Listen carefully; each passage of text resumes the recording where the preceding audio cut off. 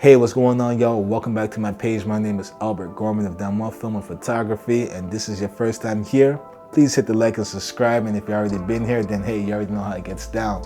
Today, we're going to be talking about the last item on our list, the 5 gears that I've used in 2025 going into 2026, and the last one here is dun, dun, dun, dun, the DJI RS4 gimbal. This gimbal, again, anytime I shoot videos, and I like doing handheld, but I'll say I'm more like 70-30 using gimbal. So 70% of the time I prefer to actually use my gimbal instead of handheld. Whenever I'm doing like event coverage, or especially if I'm at a wedding, I prefer the gimbal.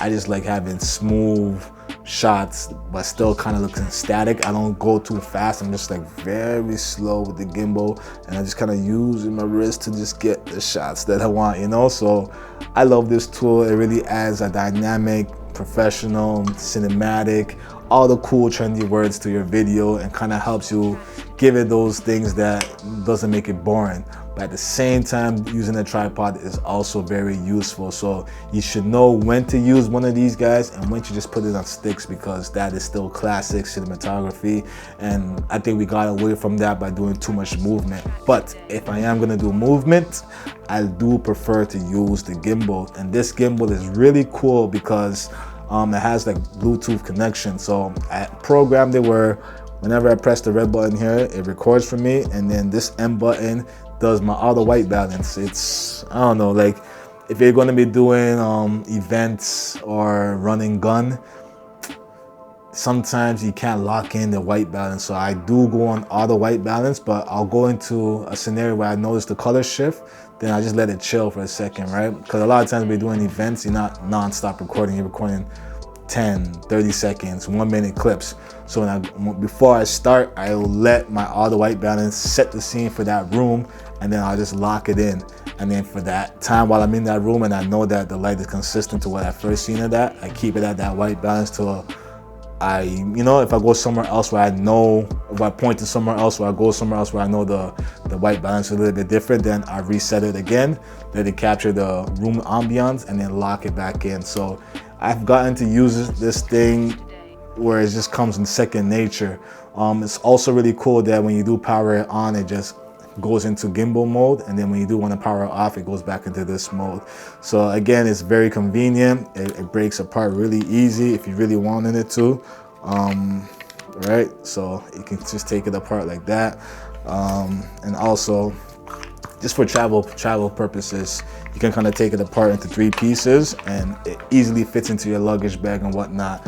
I do have the big extended battery pack because, again, I am a wedding videographer in the summertime a lot of times, so you want as much battery when it comes to using these things. But other than that, this is a gem. I suggest a gimbal to anybody out there that wants to do movement. Of course, you can always do handheld. There's a certain way to do handheld. By like rigging out your camera, you can get better handheld. But as far as keeping it simple, keeping it clean, using a gimbal such as the RS4 is a game changer. Once I got this, I just been confident to use the gimbal almost all the time. So that being said, yeah, man, hopefully y'all like the list. I did put 5 videos together just breaking down, the camera gear that I used in 2025 going into 2026.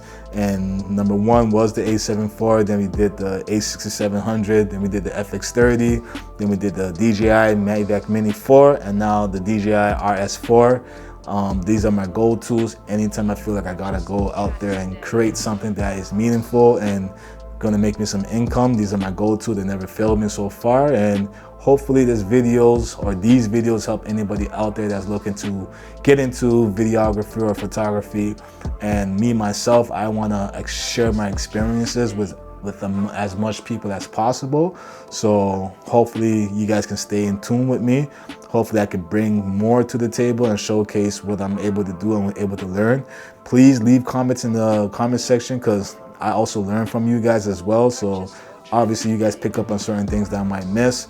I'm not the type of person to read off a piece of paper. I'm really kind of trying to speak on it from almost a one-on-one, as if we were just sitting in front of, if you guys were just sitting right here and we're just talking. That's kind of my approach when it comes to YouTube. It may not be the best approach. I don't really know yet, but I just feel comfortable speaking more so from the heart, I guess. 'Cause I don't even want to say that because, you know, I just feel like this approach is a lot better. But who knows? We'll switch it up as we go along. Obviously, some stuff might be very detailed, and I do plan on doing videos like that as well. But sometimes I feel like these are a little bit better, where I'm just speaking candidly from experience, letting you guys know how I feel about certain items and certain things out there. So I'm gonna put this thing down. It's not the lightest piece of equipment. And again, I hope you guys enjoyed this series. This is the 5 pieces of equipment from 2026 from 2025 going to 2026, and I'm out. Peace.